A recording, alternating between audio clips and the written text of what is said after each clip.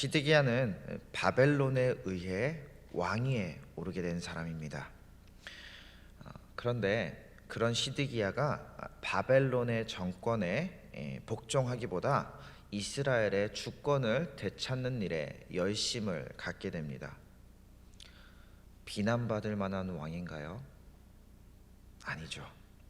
이스라엘의 입장에서 보면 시드기야는 그의 행적은 비난받을 만한 그런 행적은 아니었습니다. 어찌되었든 이스라엘의 왕이 되어서 이스라엘의 주권을 되찾고자 어떤 마음의 생각을 가지고 결단을 하고 바벨론을 두려워하지 않고 일을 계획한 사람이기 때문이죠. 그래서 시드기야가 한 일은 애굽을 비롯한 주변 군소 국가들과 함께 동맹을 맺고 바벨론과 맞서 싸우는 계책을 세우는 것이었습니다. 자신들만의 힘으로는 이미 상대가 되지 않기에 능력 있는 자들은 이미 바벨론의 포로로 다 끌려갔기에 그들이 할 수 있는 일은 주변 국가들의 힘을 빌리는 것밖에 없었던 것이죠. 과연 어느 누가 세상적으로 봤을 때 그런 시드기야를 악한 왕이다 할 수 있겠습니까? 그런데 하나님은 이상하게도 그런 시드기야를 선하게 보지 않으십니다. 오히려 그를 어리석고 악한 왕이라고 표현합니다. 왜냐하면 하나님께서는 그에게도 예레미야를 통해 하나님의 말씀을 선포하고 있었기 때문이죠. 그 하나님의 말씀의 핵심은 무엇이었습니까? 바벨론과 맞서 싸우지 말고 항복해라. 그들에게 순순히 포로로 잡혀가라. 근데 이게 어디 따르기 쉬운 말씀입니까? 제가 당장 옆 나라 일본에서 우리나라를 향해 쳐들어오는데 이미 저 밑에 지방은 다 정복을 해가지고 이제 이 수도권만 남았는데 제가 여러분에게 외치는 겁니다. 여러분, 일본과 맞서 싸우지 마십시오. 하나님의 말씀입니다. 순순히 항복하고 그들의 노예로 잡혀가십시오. 따를만 하겠습니까? 순종해야지. 하나님 말씀에 순종해야지. 갈 수 있겠습니까? 저한테 돌을 던지지 않으면 다행이겠죠. 예레미야가 지금 그런 상황이었습니다. 심지어 왕에게 가서 이런 말씀을 선포한 겁니다. 특히 시드기야는 왕이 된 사람이죠. 어쨌든 왕이 된 사람입니다. 그런 왕이 되어서 어떠한 발버둥도 치지 않고 바벨론이 강자라는 그 이유 하나만으로 굴복한 채 이스라엘의 이 주권을 빼앗기는 것, 왕으로서 자존심이 허락하지 않는 일이었을 겁니다. 그런 시드기야에게 예레미야가 찾아갑니다. 그리고 하나님의 말씀을 선포하죠. 바로 바벨론이 이 예루살렘을 함락하고 시드기야 당신을 바벨론의 포로로 다시 사로잡아 갈 것인데 빨리 회개해라. 지금 뭔가 잘못되고 있다라는 겁니다. 실제로 훗날 시드기야는 바벨론에 다시 잡혀가게 됩니다.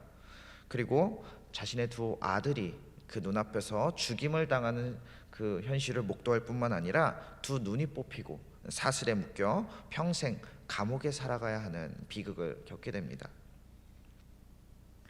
근데 4절과 5절의 말씀 보면 그 하나님은 그런 시드기야가 살 수 있는 방법을 알려주죠. 그가 하나님의 말씀을 듣고 순종하면 칼에 죽지 않고 평안히 죽을 것이다 라는 말씀입니다.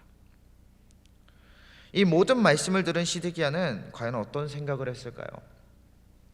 마침 이 34장의 말씀은 바벨론 느부갓네살 왕이 전쟁을 일으켜서 이스라엘 성읍까지 치고 있는 급박한 상황이었습니다.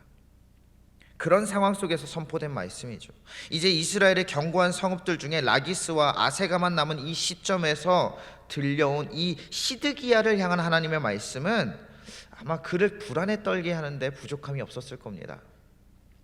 그래서 시드기야는 하나님 앞에서 한 가지 꾀를 냅니다. 하나님의 마음을 기쁘시게 하려는 꾀를 내죠. 뭡니까? 바로 동족 히브리인 노예들을 자유롭게 풀어주는 일입니다. 출애굽기, 민수기, 신명기를 보면 하나님께서는 처음부터 동족인 히브리인 유대인들을 노예로 삼지 말 것을 이야기합니다. 혹시 사정이 여의치 않아 노예로 삼게 되고 사정이 여의치 않아 그런 히브리인 노예를 사게 된다고 하더라도 그들을 반드시 7년째 되는 해에는 자유롭게 풀어주라고 합니다. 사실상 노예가 아니라 그냥 계약직인 거죠. 계약직. 왜냐하면 이스라엘 백성들은 하나님의 백성이자 하나님의 자녀들이었기 때문에 하나님의 자녀들을, 하나님의 백성들을 노예로 삼는다라는 것은 하나님의 뜻과 맞지 않는 일이었기 때문이죠.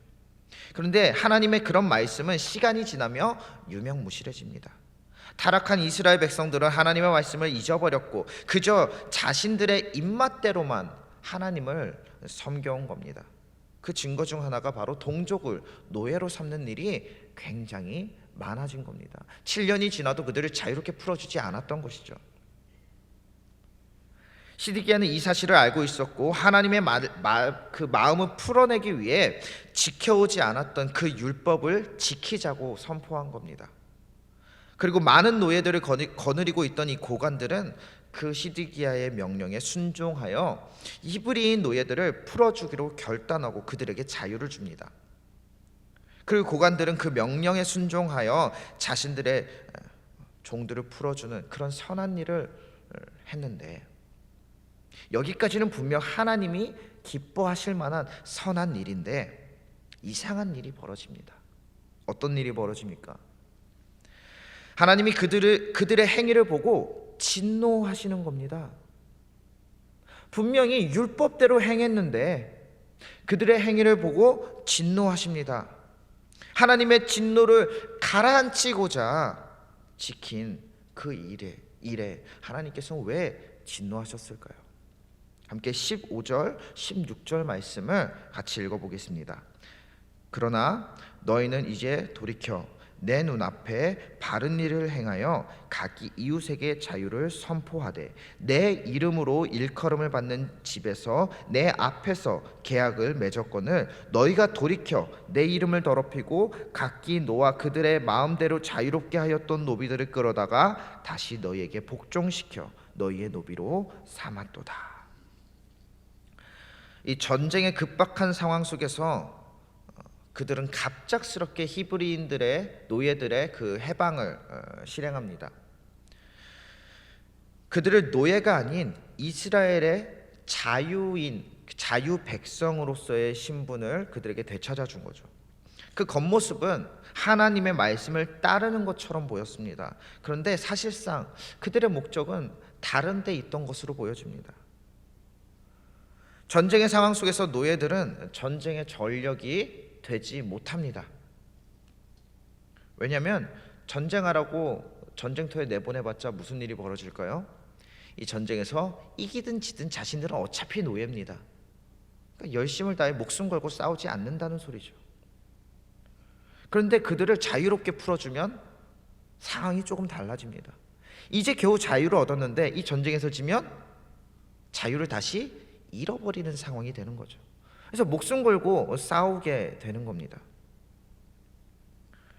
시드기야와 그 고관들은 애초에 하나님의 마음을 돌리는 일과 전쟁에서 승리하는 이 두 가지 토끼를 다 잡으려고 꾀를 낸 겁니다. 하나님의 말씀에 복종하는 척 노예 해방을 시도한 거죠. 철저하게 자신들의 이익을 위해 그들을 자유롭게 했고 그랬기에 얼마 지나지 않아 자신의 목적을 달성하자 자유롭게 풀어줬던 노예들을 다시 잡아들인 겁니다. 애초에 그들의 마음 가운데 하나님을 향한 마음은 없었다는 거에 그대로 드러난 현실이죠. 그런 그들에게 하나님은 17절에서 이렇게 말씀하십니다. 그러므로 여호와께서 이와 같이 말씀하시니라 너희가 나에게 순종하지 아니하고 각기 형제와 이웃에게 자유를 선포한 것을 실행하지 아니하였은즉 내가 너희를 대적하여 칼과 전염병과 기근에게 자유를 주리라. 여호와의 말씀이니라. 내가 너희를 세계 여러 나라 가운데 흩어지게 할 것이며. 자신의 이익을 위해 하나님의 말씀을 이용하는 그들의 모습에 하나님은 진노하셨고 칼과 전염병과 기근에 자유를 주어 그 모든 재앙을 유다 그 백성들에게 선포하시겠다는 겁니다. 이제 그들의 운명은 그들이 맹세할 때 지나갔던 둘로 쪼개진 송아지와 같은 신세가 될 것임을 이제 18절 이하 말씀에서 하나님이 선포하고 있습니다. 하나님과 계약할 때 동물을 죽여 둘로 쪼개고 그 사이를 지나며 계약을 한다는 의미는, 만약 이 계약이 지켜지지 않으면 이 둘로 쪼개진 이 시체처럼 너희도 둘로 쪼개질 것이다, 그런 저주를 받게 될 것이다 라는 의미를 가지고 있습니다. 하나님은 그 계약을 가지고 오셔서 지금 이렇게 하나님과의 계약을 가지고 장난질하고 있는 그 백성들에게 약속대로 저주를 내리실 것이다, 이렇게 선포하고 있는 겁니다. 하나님의 명령, 하나님의 말씀을 나의 목적과 나의 이익에 알맞게 그렇게 사용하는 사람들이 있습니다. 오늘날에도 하나님의 일인 것처럼 하지만 사실상 내 그냥 이익에 따라서 행동하는 사람들이 있습니다. 말씀으로 누군가를 정죄하고 말씀으로 나의 잘못된 행위들을 합리화하는 여러 가지 방법으로 우리는 너무도 쉽게 말씀을 더럽힙니다. 십계명 3번째 말씀이 내 하나님 여호와의 이름을 망령되이 부르지 말라는 것이었습니다. 이것은 곧 하나님의 말씀을, 하나님을 나의 이익과 목적에 따라 망령되게 사용하지 말라는 겁니다. 겉으로는 하나님을 잘 믿는 척, 겉으로는 하나님의 말씀에 순종하는 척하지만 정작 그 마음 가운데는 하나님의 기쁨과 하나님의 영광이 아닌 나의 기쁨, 나의 영광을 드러내기 위해 살아가는 것이 하나님 보시기에 얼마나 어리석고 악한 것임을 기억할 수 있기를 바랍니다. 자, 청년 때에 강단에서 이런 고백을 하신 목사님이 기억이 납니다. 그분의 설교 다른 게 하나도 기억이 안 나는데요, 몇 년 동안 그 교회에 있으면서 그분의 설교들이 하나도 기억이 안 나는데 이 한 가지가 기억납니다. 그분이 눈물로 설교했습니다. 어떤 설교를 했냐면, 자신이 처음 하나님을 만나고 내가 이제 하나님의 나라를 위해 살겠습니다, 제가 하나님을 위해 일하며 살겠습니다 고백한 그 결단을 가지고 목회자의 길로 들어섰는데, 목사가 되고 여러 교회에서 일을 하며 이제 담임 목회까지 하고 있는데 어느 순간 자신의 삶을 되돌아보니 내가 하나님의 일이 아닌 내 일을 하고 있었구나 깨닫게 되었다는 것이었습니다. 교회에서 봉사하고 헌신하고 어떤 프로젝트를 기획하여 그것들을 완성해 나가며 화려한 결과물들을 잘 만들어낸 인생을 살았습니다. 모든 사람들이 그 목사님을 칭찬하고 지켜 세워주며 누가 봐도 하나님이 기뻐하실 만한 사람이다 했던 분이었던 것이죠. 그 모든 일들이 하나님의 일이라고 생각했지만 정작 뒤를 돌아보니 하나님의 일이 아니었다는 겁니다. 내 일이었다는 겁니다. 내가 이제 목회자가 되었으니 어떻게 하면 내가 성공할 수 있을까? 어떻게 하면 목회자로서 내가 성공할 수 있을까? 이 생각을 가지고 내가 이 일을 하면 하나님께서 더 좋아해 주시겠지가 아니라 내가 이 일을 하면 교회 성도들이 나를 더 좋아해 주겠지, 내가 이 일을 하면 교회 사람들이 나를 지켜 세워주겠지, 이 일을 하면 이런 스펙을 얻게 되겠지, 그러면 어느 순간 나는 성공한 목회자가 되어 있겠지, 이 생각을 가지고 일했다는 겁니다. 그걸 한순간에 깨닫게 되었다는 거죠. 하나님의 일이라고 했던 그 모든 일들이 사실은 내 일이 되는 경우가 있습니다. 입으로는 하나님의 일이라고 고백하면서도 정작 나의 기쁨을 위해 일할 때가 있습니다. 그럼 그건 하나님의 일이 아닌 것이죠. 오히려 하나님을 욕되게 하는 일이 될 수도 있습니다. 교회에서 마음에 시험에 드는 경우가 종종 있습니다. 언제 시험이 드는지 아십니까? 혼자 조용히 예배만 드리고 집에 돌아가시는 분들은 별로 시험에 들 일이 없습니다. 은혜만 받고 갑니다, 그런 분들은. 그런데 우리가 교회에서 봉사하고 함께 어울리고 일을 할 때 시험에 들기 시작합니다. 찬양대에서, 찬양팀에서 어떤 봉사팀에서 자꾸 불화가 생기고 싸움이 벌어집니다. 왜 그럴까요? 왜 하나님의 일을 하고 있는데 싸움이 벌어지고 불화가 일어날까요? 하나님의 기쁨이 아닌 나의 기쁨을 위해, 나를 위해 일하는 경우들이 생겨나기 때문입니다.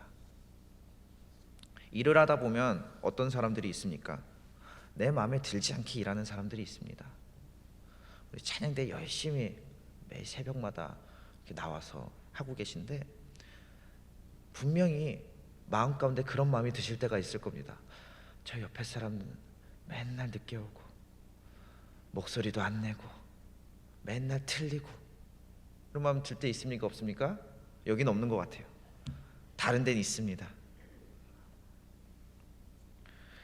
어떤 사람들은 너무 책임감 없이 일을 하는 경우도 있습니다. 그런 모습을 볼 때마다 내 상식으로는 도저히 이해할 수가 없는 거죠. 저 사람은 왜 저럴까? 마음에 시험이 들기 시작합니다. 밉기 시작합니다. 그 사람이 내 의견과 너무 맞지 않는 사람들이 있습니다. 그래서 그들과 불화가 일어날 때가 있습니다. 그런데 잘 한번 생각해 보십시오. 그런 일 때문에 내가 그들에게 화를 내고 우리 공동체 안에 불화가 일어나면 하나님께서는 과연 기뻐하실까요? 슬퍼하실까요? 물론 원인 제공을 그들이 했다 하더라도 내가 사랑이 아니라 분노로 반응하면 하나님께서 기뻐하실까요? 슬퍼하실까요? 슬퍼하시죠. 슬퍼하십니다. 너무 잘 알고 있죠. 우리가 일을 하는 목적, 우리가 봉사를 하는 목적, 우리가 교회에 나와서 여러 가지 일을 감당하고 섬기는 목적을 기억해야 합니다. 누구를 위해서 하는 일인가? 하나님을 위해서 하는 일이라면 과연 하나님은 지금 이 일을 통해 나에게 기대하시는 건 도대체 무엇일까? 대단한 업적을 남기는 것일까요? 박수 받는 것일까요? 아니겠죠. 이 일들을 통해서 하나님께서 나에게 기대하는 것은 이 일을 통해서 내가 성숙해지고 이 일을 통해서 하나님의 영광이 드러나는 겁니다. 그래서 교회는 때론 시험의 장소가 되기도 합니다. 사랑하는 법을 배워야 하기 때문이죠. 용서하는 법을 배워야 하기 때문입니다. 화를 삭히는 법을 배워야 하는 겁니다. 훈련하는 겁니다. 하나님 바라보면서 그들을 사랑하는 법을 배워야 하는 겁니다. 내 능력이 아닌 하나님의 능력, 성령의 능력으로 헌신하는 법을 배우는 겁니다. 그래서 한 공동체 안에 성령님이 계시는지 안 계시는지, 지금 그 공동체가 하나님 안에서 일하고 있는지 아닌지를 판단하는 드러난 확실한 증거는 그들에게 지금 그 공동체 안에 지금 불화가 있는지 아니면 웃음꽃이 피어 있는지를 보면 된다고 합니다. 오직 하나님만이 내 일의 목적이 된다면 우리는 일의 성공에 집중하기보다는 그 일을 하는 과정 중에 하나님이 얼마나 기뻐하실까, 일을 하는 과정 중에 이런 나의 모습을 보며 이런 우리 공동체의 모습을 보며 하나님이 얼마나 기뻐하실까, 이 일을 생각하며 우리가 일할 수 있기 때문이죠. 여러분, 하나님은 우리가 서로 사랑하며 하나님의 영광을 위해, 그 기쁨을 위해 우리가 일하기를 기대하십니다. 하나님을 사랑하고 이웃을 사랑하는 그 선한 일을 위해 우리에게 율법을 주셨고 우리가 그 율법 안에 살면서 큰 기쁨을 누리기를 바라며 기대하십니다. 그러니 하나님의 말씀의 그 본질, 하나님 뜻의 그 본질이 무엇인지 기억할 수 있기를 바랍니다. 겉모습만 그럴듯하게 치장해서 하나님의 일을 한다고 하는 것은 그 옛날 십자군 전쟁을 일으킨 그 악한 사람들의 논리와 전혀 다르지 않다는 사실을 기억할 수 있기를 바랍니다. 그런 악한 자들에게 주어질 결과는 저주뿐입니다. 오늘 이 말씀을 기억하면서 하나님을 향한 나의 중심을 바로 세우고 나를 위한 하나님 나라가 아니라 하나님 나라를 위한 내가 세워지기를 기대하며 하나님 나라를 위한 우리 교회 공동체가 세워지기를 기대하며 일하는 저와 여러분 될 수 있기를 주님의 이름으로 축복합니다. 함께 기도하겠습니다. 오늘도 주님이 주신 이 복되고 귀한 날을 예배로 시작하게 하신 주님의 그 크신 은혜에 감사드립니다.